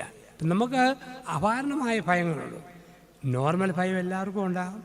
ഒരു വീട്ടിൽ 50-കാരൻ കുടുംബനാഥൻ, 45-കാരി ഭാര്യ, ഒരു കള്ളൻ വീട്ടിൽ വന്നു കയ്യിൽ തൂക്കുമായിട്ട്. രണ്ടുപേരെയും തൂക്കിന്മേലെ നിർത്തിയിട്ട് പറഞ്ഞു, എൻ്റെ മോഷണ രീതി ഒരു പ്രത്യേക രീതിയാണ്. ഞാൻ ആദ്യം പേര് ചോദിക്കും, പേര് പറഞ്ഞു കഴിയുമ്പോൾ നെറ്റിയിൽ വെടിവെച്ച് കൊല്ലും, എന്നിട്ട് ഞാൻ സാധനം ലൂട്ട് ചെയ്യും, എല്ലാം പെറുക്കിക്കൊണ്ട് പോകും. ഭർത്താവും ഭാര്യയും കെലുകലാന്ന് വിറച്ചു. കള്ളൻ തോക്കാദ്യം ഭാര്യയുടെ നെറ്റിയെ വെച്ചു, എന്നിട്ട് പറഞ്ഞു, പേര് പറയാൻ പറഞ്ഞു. അവൾ വിറച്ചുകൊണ്ട് പറഞ്ഞു, എൻ്റെ പേര് എലിസബത്ത്. കള്ളൻ തോക്ക് താഴെ ഇട്ട് അവൻ പറഞ്ഞു, എൻ്റെ അമ്മയുടെ പേരാണ് എലിസബത്ത്, അങ്ങനെ പേരുള്ളവരെ തൊടാൻ പറ്റിയല്ല, നീ കയറി പോകോളാൻ പറഞ്ഞു. എന്നിട്ട് ഈ സ്ത്രീ പിന്നെയും വിറയ്ക്കുക, കാരണം കെട്ടിയോൻ അവിടെ നിൽക്കുന്നു, കരികല പോലെ വിറച്ചുകൊണ്ട്. കള്ളൻ തോക്കെടുത്ത് കെട്ടിയോൻ്റെ നെറ്റിയെ വെച്ചു. എന്നതാടോ തൻ്റെ പേര്? അയാൾ വിറച്ചുകൊണ്ട് പറഞ്ഞു, എൻ്റെ പേര് വർഗീസ്, നാട്ടുകാരല്ല എന്നെ എലിസബത്ത് എന്നാണ് വിളിക്കുന്നത്. കള്ളൻ തോക്ക് വിട്ടിട്ട് ഓടി എന്നാണ് പറയുക. അകാരണമായ ഭയവും നോർമലായ ഭയവുമുണ്ട്. ജീവിതത്തിൽ എന്തു വന്നാലും ഫേസ് ചെയ്യാനുള്ള ശക്തി, മനക്കെട്ടി നമുക്ക് ലഭിക്കുന്നത് പ്രാർത്ഥന വഴിയാണ്. പ്രാർത്ഥിക്കുമ്പോൾ ദൈവം തരും ധൈര്യം, ഒരു വലിയ സമ്മാനമായിട്ട്. ഇപ്പം നമ്മൾ പ്രാർത്ഥിക്കുക, വ്യക്തിപരമായിട്ട് പ്രാർത്ഥിക്കുക, കുടുംബമായിട്ട് പ്രാർത്ഥിക്കുക, സഭയായിട്ട് പ്രാർത്ഥിക്കുക. ഇപ്പോൾ ഒന്ന്, സൈഹിക പാരമ്പര്യമുള്ള സഭയിൽ പ്രബോധനമനുസരിച്ച് സഭയുടെ ശുദ്ധ മക്കളായി ജീവിക്കുക. 2, വിശുദ്ധ കുർബാനയ്ക്ക് ഊന്നൽ കൊടുക്കുന്ന, അപ്പം മുറിക്ക് ശുശ്രൂഷയ്ക്ക് പ്രാധാന്യം കൊടുക്കുന്ന മക്കളായി ജീവിക്കുക. 3, വ്യക്തിപരമായ പ്രാർത്ഥനയ്ക്കും കുടുംബ പ്രാർത്ഥനയ്ക്കും പ്രാധാന്യം കൊടുക്കുക. 4, കൂട്ടായ്മയെ നമ്മൾ സ്നേഹിക്കണം. ദൈവം നമ്മൾ വിളിച്ചിരിക്കുന്നത് ഒരു കൂട്ടായ്മയായിട്ടാണ്. എന്താണ് കൂട്ടായ്മ? കൂട്ടായ്മ എന്ന് പറഞ്ഞു കഴിഞ്ഞാൽ നമ്മൾ ആയിരിക്കുന്ന ഒരു സ്ഥലത്തെയാണ് സൂചിപ്പിക്കുക. നമ്മൾ അമേരിക്കയിൽ ചെല്ലുമ്പോൾ ആൾക്കാർ ചോദിക്കും, ഏത് രാജ്യത്തു നിന്നാണ്? ഇന്ത്യ. ഡൽഹിയിൽ ചെല്ലുമ്പോൾ ചോദിക്കും, ഏത് സ്റ്റേറ്റിൽ നിന്നാണ്? പറയും ഏത് സ്റ്റേറ്റിൽ നിന്നാണ്? നമ്മൾ പറയും കേരളത്തിൽ നിന്ന്. തിരുവനന്തപുരത്ത് ചെല്ലുമ്പോൾ ചോദിക്കും, ഏത് ജില്ലയാ? നമ്മൾ പറയും കോട്ടയം. കോട്ടയത്ത് വരുമ്പോൾ ചോദിക്കും, ഏത് സ്ഥലമാണ്? നമ്മൾ പറയും അരുവിത്തറ. നമ്മൾ അരുവിത്തറക്കാരാ. എൻ്റെ അപ്പനൊക്കെ പണ്ട് വെയിൽ കാണാൻ പറയുന്ന കുടിയേറിപ്പോയതാണ്. ഞങ്ങളെ വിളിക്കുന്ന നാട്ടുകാർ അരുവിത്തറക്കാരെന്നാണ്. അപ്പം നമുക്ക് ഒരു കൂട്ടായ്മ ഭാഗമുണ്ട്. ഏത് സഭയാ? റോമൻ കത്തോലിക്ക സഭ. ഏത് റീത്ത? സീറോ മലബാർ കൂട്ടായ്മ. ഏത് രൂപതയാ? പാലാ രൂപത. ഏത് കൂട്ടായ്മയാ? Saint George church Aruvithura. Geevarees പുണ്യാളൻ്റെ അരുവിത്തറ വല്യച്ഛൻ്റെ സഭാ സമൂഹമെന്ന കൂട്ടായ്മയുടെ മക്കളാണ് നമ്മൾ. വിവിധങ്ങളായ സ്ഥലങ്ങളിൽ ഈ സന്ദേശം ശ്രമിക്കുന്ന ഓരോരുത്തർ ഓർക്കുക, സ്വന്തം ഇടവകയെ, സ്വന്തം കൂട്ടായ്മയെ ആത്മാർത്ഥമായിട്ട് നമ്മൾ സ്നേഹിക്കണം. എൻ്റെ വീട് പോലെ എൻ്റെ പള്ളിയെ സ്നേഹിക്കണം. പള്ളിയെ സ്നേഹിക്കുക എന്ന് പറഞ്ഞാൽ വൈദികരെ, പിതാക്കന്മാരെ, സിസ്റ്റേഴ്സിനെ, സന്യാസികളെ, ഇടവകയുടെ കൈക്കാരന്മാർ, കണക്കൻ, അത്താര ശുശ്രൂഷി, ഗായക സംഘം, ഭക്തസംഘടനാ ഭാരവാഹികൾ, പലരും, സൺഡേ സ്കൂൾ അധ്യാപകർ, എല്ലാവരും കൂടി ഈ കൂട്ടായ്മയെ വളർത്തുക. ഓരോ ഇടവകയിലും ഇങ്ങനെയുള്ള കൂട്ടായ്മകളുണ്ട്. അതിനെ വളർത്തുവാനും ആ കൂട്ടായ്മയുടെ സ്നേഹത്തിൽ ഒന്നായിട്ടിരിക്കാനും ഒക്കെ നമ്മൾ പഠിക്കുക. എൻ്റെ വീട് ഞാൻ എത്രമാത്രം ഭംഗിയാക്കാൻ പണം വ്യയം ചെയ്യും, അതുപോലെ എൻ്റെ പള്ളി എന്ന വീട് അത് ഭംഗിയാക്കാൻ, അതിൻ്റെ ശുശ്രൂഷകൾ ഭംഗിയായിട്ട് നടത്താൻ ഞാൻ ആത്മാർത്ഥമായിട്ട് ശ്രമിക്കണം. കോവിഡ് കാലഘട്ടത്തിൽ ദേവാലയത്തിന് എന്തെങ്കിലും കുറവുണ്ടെന്ന് വരികിൽ ഇടവകയിലെ കൂട്ടായ്മയെ സ്നേഹിക്കുന്നവർ അവരുടേതായ ദശാംശം കൊടുത്തും അവരുടെ കൊച്ചു കൊച്ചു സഹായം കൊടുത്തും ഇടവക കൂട്ടായ്മയെ സഹായിക്കണം. ഞാൻ കണ്ടു ചില ഇടവകയിലെ 10ഉം 15ഉം വീട്ടുകാർ ചേർന്നാണ് കഴിഞ്ഞ 5 മാസമായിട്ട് നയിക്കുക. പള്ളിക്ക് വരുമാനമില്ല. അവർ ഉള്ളതിൻ്റെ ഓഹരി മക്കളെ പഠിപ്പിക്കുന്ന പോലെ ദേവാലയത്തിൽ അച്ഛനെ ഏൽപ്പിക്കുന്നു, പള്ളിയിൽ ഏൽപ്പിക്കുന്നു. അതുകൊണ്ട് ഇടവക നടത്തുന്നവരെ കണ്ടിട്ടുണ്ട്. ഇടവക ഭരണം സുഗമമായി കൊണ്ടുവന്ന മനുഷ്യരുണ്ട്. 10ഓ 15ഓ കുടുംബങ്ങൾ മനസ്സ് വെച്ചാൽ എല്ലാ ഇടവകയിലും ഈ ഇരുട്ടിൻ്റെ കാലഘട്ടത്തിൽ, മഹാമാരിയുടെ കാലഘട്ടത്തിൽ കൂട്ടായ്മയെ ബലപ്പെടുത്താൻ പറ്റും, ശക്തിപ്പെടുത്താൻ പറ്റും. കൂട്ടായ്മയുടെ ഭാഗമാണ് വൈദികർ. കൂട്ടായ്മയെ ബലപ്പെടുത്തുന്ന പ്രധാന കണ്ണി അച്ഛന്മാരാണ്. അതുകൊണ്ട് അച്ഛന്മാരോട് വ്യക്തിപരമായി എന്തെങ്കിലും പിണക്കവും വിദ്വേഷവും തോന്നുന്നവർ പോലും ഒരിക്കലും അച്ഛന്മാരെ പരസ്യമായി കുറ്റം പറയല്ലേ. വൈദികരെ കുറ്റം പറഞ്ഞു സഭയുടെ ബലം അങ്ങ് ശോഷിക്കുക. ഇന്ന് സോഷ്യൽ മീഡിയ, ചില മത തീവ്രവാദി ഗ്രൂപ്പുകൾ പ്രത്യേകം ശ്രദ്ധിക്കുന്നത് കത്തോലിക്ക അച്ഛന്മാരെയാണ്. കാരണം ഏറ്റവും ശക്തിയുള്ള സഭ നമ്മുടേതാണ്, പ്രത്യേകിച്ച് സീറോ മലബാർ സഭയാണ്. കൊണ്ടാണ് സീറോ മലബാർ സഭയ്ക്കാണ് പരമാവധി അറ്റാക്ക് വരുത്തുക. അറിയാതെ അതിന് കൂട്ടുനിന്ന് പോകുന്ന ചില വൈദികർ ചില രൂപതകളിലുണ്ട്. ഇപ്പോൾ ഒരു ദൈവജനമെന്ന രീതിയിൽ ഓർക്കുക, നമ്മുടെ സഭയെ പരിഹസിക്കാനും കളിയാക്കാനും പുച്ഛിക്കാനും ചില വികൃത ശക്തികൾ, ചിത്രശക്തികൾ ശ്രമിക്കുമ്പോൾ അതിന് അടിമകളായി ഒത്തു നമ്മൾ സംസാരിക്കരുത്, ഒത്തു നമ്മൾ പറയുകയും അരുത്. എൻ്റെ സഭയെ ഞാൻ സ്നേഹിക്കണം. എനിക്ക് രക്തവും മാംസവും തരുന്ന എൻ്റെ യേശുവിൻ്റെ പരിശുദ്ധ ഭൗതിക ശരീരമായ തിരുസഭയെ ഞാൻ സ്നേഹിക്കണം. അച്ഛന്മാരെ മക്കളെ പോലെ കാണും. അത് മലബാർ സഭയിൽ വളരെ പ്രത്യേകിച്ചും അറിയാം. ഒരു വീട്ടിൽ ഒരു നല്ല സാധനം ഉണ്ടാക്കി കഴിഞ്ഞാൽ അതിൻ്റെ ഓഹരി കൊണ്ടുവരുന്നത് കാണാം. ഇന്നലെ ഞാൻ എൻ്റെ പഴയ സ്നേഹിതനാണ് PC ജോർജ്. ഞാൻ ഇന്നലെ ജോർജിൻ്റെ വീട്ടിൽ ചെന്നു. ഇപ്പോൾ ചെന്ന് കഴിഞ്ഞപ്പോഴത്തേന് ജോർജ് ആ വീട്ടിൽ നിന്നും നല്ല ഒന്നാം തരം ചേന പള്ളിയിലേക്ക് എത്തിക്കുന്നു. അവർ കുടുംബത്തോട് ചേർന്ന്. ഇതെല്ലായിടത്തും ഉണ്ട്. ഏതെങ്കിലുമൊക്കെ വീട്ടിൽ ഒരു നല്ല സാധനം ഉണ്ടാക്കിയാൽ അതിൻ്റെ ഓഹരി അച്ഛന് കൊടുക്കും. പെണ്ണുങ്ങളെ സംബന്ധിച്ച് അച്ഛൻ ഒരാങ്ങളയാണ്. അമ്മമാരെ സംബന്ധിച്ച്, അപ്പന്മാരെ സംബന്ധിച്ച് ഒരു മോനാണ്. കൊച്ചുകുട്ടികളെ സംബന്ധിച്ച് ആത്മീയ ഗുരുവാണ്. അപ്പോൾ അവർക്ക് തോന്നും അച്ഛനും എന്തെങ്കിലും കൊടുക്കണം, അത് കൂട്ടായ്മയുടെ ഭാഗം. അങ്ങനെ മാതാപിതാക്കൾ കൊടുക്കുന്നവരുടെ മക്കൾ വളരും. ആ മക്കളുടെ കാലം ആ മക്കളും കൊടുക്കും, എന്തെങ്കിലും പള്ളിക്ക് കൊണ്ടുവന്ന് കൊടുക്കും. അതൊരു കൂട്ടായ്മ ഭാഗമാണ് കൊടുക്കുക എന്നുള്ളത്, അച്ഛന്മാർ കൊണ്ടുവന്ന് കൊടുക്കുക എന്നുള്ളത്. കാരണം അച്ഛന്മാർക്കാകുമ്പോഴത്തേക്ക് നമുക്കറിയാം 1, 2, 3 അല്ലെ മാക്സിമം വലിയ പള്ളിയിൽ 5 അച്ഛൻ വരെ എന്ന് ഓർക്കുക, അവർക്ക് കൊടുക്കാൻ എളുപ്പമാണ്. പക്ഷേ വീട്ടുകാർക്ക് മഠത്തിലെ സിസ്റ്റേഴ്സിനെയും മക്കളെ പോലെ കാണുന്നത്. ഇവിടെയൊക്കെ വലിയ ഗ്രൂപ്പ് ഉള്ളതുകൊണ്ട് അങ്ങനെയുള്ളവർക്ക് മൊത്തം കൊടുക്കണമെന്ന് വരിയിൽ മഠങ്ങളിലും മറ്റും കൊടുക്കണമെങ്കിൽ പൂപണയ ബാങ്കിൽ നിന്ന് ലോൺ എടുക്കേണ്ടി വരും. അത് പറ്റിയല്ലാത്തതുകൊണ്ട് അച്ഛന്മാരെ കൊടുക്കും സ്നേഹപൂർവ്വം. എൻ്റെ കുട്ടിക്കാലം ഞാൻ അൾത്താര ബാലനാണ്. എൻ്റെ വീട്ടിൽ ചക്കയുടെ സീസണിൽ അമ്മ നന്നായിട്ട് ചക്ക കുഴച്ച് വയ്ക്കും, കോഴിക്കറി വെക്കും. കോഴിക്കറി വെക്കുമ്പോൾ 3, 4 പ്രാവശ്യം ഈ കോഴിക്കറി വെക്കുമ്പോൾ അമ്മ അതിന് നർമ്മപ്രധാനമായ 3, 4 നുറുക്കും ചങ്കും കരളും ചൂട് ചാറും കൂടെ ചോറ്റുപാത്രത്തിൽ തരും. ചക്കപ്പുഴുക്ക് വാടകയ്ക്കകത്ത് കൂട്ടിത്തരും. എന്നിട്ട് പറയും കൊടുക്കടാ അച്ഛന്. അച്ഛന് ഞാൻ ഈ ചക്കപ്പുഴുക്കും കോഴിക്കറിയായിട്ട് പലപ്പോഴും പോയിട്ടുണ്ട്. അച്ഛൻ ഏറ്റവും മർമ്മപ്രധാനമായ ഭാഗം ഞങ്ങൾ പിള്ളേർക്കോ കോഴിയുടെ തുത്തും പെടലിയും ഒക്കെയാണ് കിട്ടുക. ഏറ്റവും നല്ലത് അച്ഛന് കൊടുക്കുന്നു. ഒരു സ്നേഹക്കൂട്ടായ്മയുടെ ഭാഗം ഞാൻ പലപ്പോഴും കൊണ്ടുപോയിട്ടുണ്ട്. ആ കൊണ്ടുപോക്കല്ലേ അച്ഛനാകാനുള്ള എൻ്റെ ദൈവവിളിയുടെ ആദ്യത്തെ പ്രോത്സാഹനമെന്ന് പലപ്പോഴും ഞാൻ ചിന്തിച്ചിട്ടുമുണ്ട്.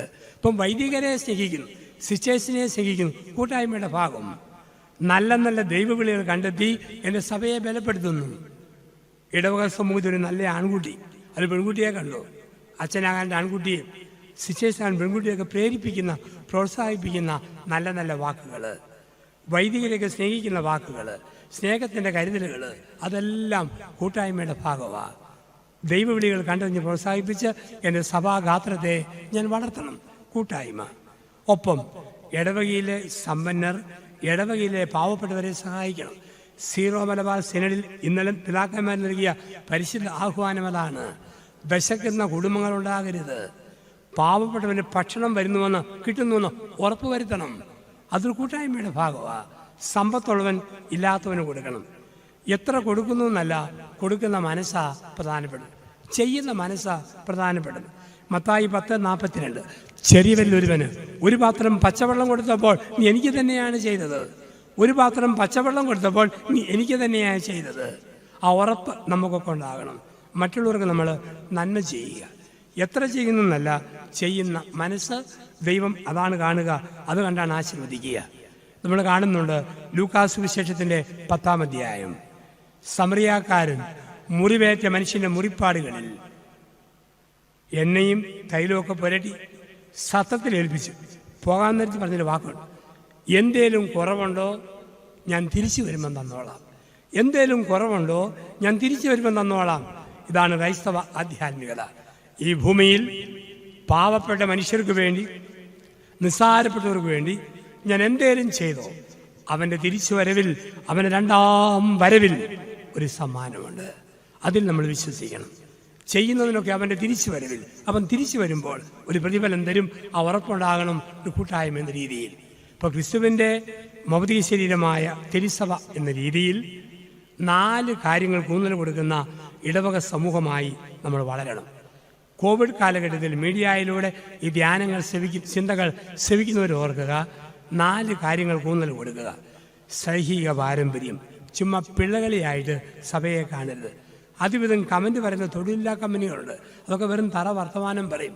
എൻ്റെ സഭ അപ്പസ്തോലിക പാരമ്പര്യം, സൈഹിക പാരമ്പര്യം അഭിമാനത്തോടു കൂടി അമ്മ മുലപ്പാലിനൊപ്പം ചേർത്ത് തന്ന ശുദ്ധസഭയുടെ പാരമ്പര്യം ഉള്ളിൽ സൂക്ഷിക്കുക. വിശുദ്ധ കുർബാനയ്ക്ക് ഊന്നൽ കൊടുക്കുക. സാധിക്കുന്ന ദിവസങ്ങളിൽ, കുർബാനയുള്ള കാലങ്ങളിൽ വിശുദ്ധ കുർബാനയിൽ പങ്കെടുക്കുക. പ്രാർത്ഥന, വ്യക്തിപരമായ പ്രാർത്ഥനയ്ക്കും കുടുംബ പ്രാർത്ഥനയ്ക്കും ഊന്നൽ കൊടുക്കുക. ഇടവക കൂട്ടായ്മയെ നമ്മൾ സ്നേഹിക്കുക. അങ്ങനെയുള്ള ക്രിസ്തുവിൻ്റെ സഭ ഇന്നുമുണ്ട്. ഈ 4 കാര്യങ്ങൾക്ക് ഊന്നൽ നൽകിയതുകൊണ്ടാണ് ഇന്നും സഭ ലോകത്തിൽ തിളങ്ങി നിൽക്കുക. 2020 വർഷങ്ങളുടെ പാരമ്പര്യത്തിൽ ഈ സഭ നിൽക്കുക. 2ാം ലോകമഹായുദ്ധം കഴിഞ്ഞ് ജർമ്മനിയിൽ പള്ളികൾ പൂട്ടപ്പെട്ടു പോയി. 1918 മുതൽ 22 വരെ 4 വർഷക്കാലം സ്പാനിഷ് ഫ്ലൂ വന്ന് 56 ലക്ഷം പേര് മരിച്ച കാലഘട്ടത്തിൽ കുർബാനയില്ലാതെ പോയി. മാസൂപ്പ് ചേർന്ന കാലഘട്ടമുണ്ട്. ഇതെല്ലാം കഴിഞ്ഞിട്ടും യേശുവിൻ്റെ സഭ 2020 വർഷങ്ങളിൽ ശിരസ്സുയർത്തി നിൽക്കുന്നു. ആ സഭ സൈഹിക സഭ, അതിൻ്റെ പാരമ്പര്യത്തിലാണ്. നമുക്കറിയാം, യേശുവിൻ്റെ കാലഘട്ടം വരെ പാവപ്പെട്ടവന് പഠിക്കാൻ പറ്റുകയില്ല. പക്ഷെ സഭ സ്കൂൾ വന്നപ്പോൾ ഏത് പാവപ്പെട്ടവനും പഠിക്കാൻ അവസരമായി. ചീഞ്ഞ കുഷ്ഠരോഗികൾ, ചീഞ്ഞളിഞ്ഞ വ്യക്തിത്വങ്ങളെ ആശുപത്രിയിൽ കൊണ്ടുവന്ന് മുറിവ് ഉറക്കി. ആകാശപ്പറവകൾ, അഭയമന്ദിരങ്ങൾ, അനാഥ പ്രസ്ഥാനങ്ങൾ ഒക്കെ സഭയെ ആരംഭിച്ചു. സഭയുടെ ശക്തി ഇന്നും നമുക്കറിയാം. COVID-19 വന്നു. വൃത്തിയോടൊരു ബാത്റൂം കൊടുക്കാൻ കത്തോലിക്ക സഭയ്ക്കാ പറ്റിയത് വേറെ ഒരു മതത്തിനും സമൂഹത്തിനും പറ്റിയിട്ടില്ല. ഹോസ്റ്റലുകൾ, അജപാലന കേന്ദ്രങ്ങൾ കത്തോലിക്ക സഭയ്ക്കേ ഉള്ളൂ. നമ്മുടെ വേർപ്പിൻ്റെ വില, നമ്മളെ കുറ്റം പറയാൻ പലരുമുണ്ട്. ഒരു ബാത്റൂമുള്ള മുറി കൊടുക്കാൻ പോലും കഴിവില്ലാത്ത ഈ കേരളത്തിൽ സഭ നിൽക്കുന്നു, ജ്വലിച്ചു നിൽക്കുന്നു. നല്ല ഹോസ്പിറ്റലുകൾ നമ്മൾ ഓർക്കുക. സഭയുടെ ശുശ്രൂഷ, നമ്മുടെ മെഡിസിറ്റി ചേർപ്പുങ്കൽ, അങ്ങ് മുട്ടിയേറെയുള്ള ആശുപത്രി, മരിയൻ സെൻറ്റർ, കാർമൽ ഹോസ്പിറ്റൽ, ഈരാറ്റുപേട്ടക്കാർക്കൊക്കെ പരിചയമാണ്. ഏതു പാവപ്പെട്ടവർക്കും എന്നും ബലം കൊടുക്കുന്ന മേരിയിരി ആശുപത്രി. ഇതൊക്കെ എവിടുന്ന് വരിക? അപ്പസ്തോലിക പാരമ്പര്യമുള്ള സഭയിൽ നല്ല പുണ്യാത്മാക്കൾ സ്ഥാപിച്ചതാ. ഇതാണ് സഭ. ഇതെല്ലാം ചേരുന്ന സഭ, യേശുവിൻ്റെ ഭൗതിക ശരീരമായ സഭ. നമ്മുടെ സ്കൂളിനെ കുറ്റം പറയുന്നവർക്കും മക്കളെ പഠിപ്പിക്കുന്നത് നമ്മുടെ സ്കൂളുകളിലാണ്. നമ്മുടെ ആശുപത്രിയെ കുറ്റം പറയുന്നവർ കന്യാസ്ത്രീമാർ നേഴ്സായ ആശുപത്രിയിൽ ശുശ്രൂഷ ആരും ആഗ്രഹിക്കുന്നു. ഇത്രയും ബലമുള്ള സഭ, ആ സഭയിൽ അംഗമായതിൽ അഭിമാനിക്കാം. സഭയ്ക്ക് കുറവുണ്ടോ? ആരോടും ചെന്ന് കുറ്റം പറയാതെ സ്വയം പരിഹാരം ചെയ്യാം. എൻ്റെ അമ്മയായ തിരുസഭയെ സ്നേഹിക്കുക, ഇടവക സമൂഹത്തെ സ്നേഹിക്കുക. അങ്ങനെ സഭയുടെ നല്ല മക്കളായി ജീവിക്കുവാൻ നല്ലവനായ ദൈവം നമ്മെ ഓരോരുത്തരെയും വിളിക്കുന്നു.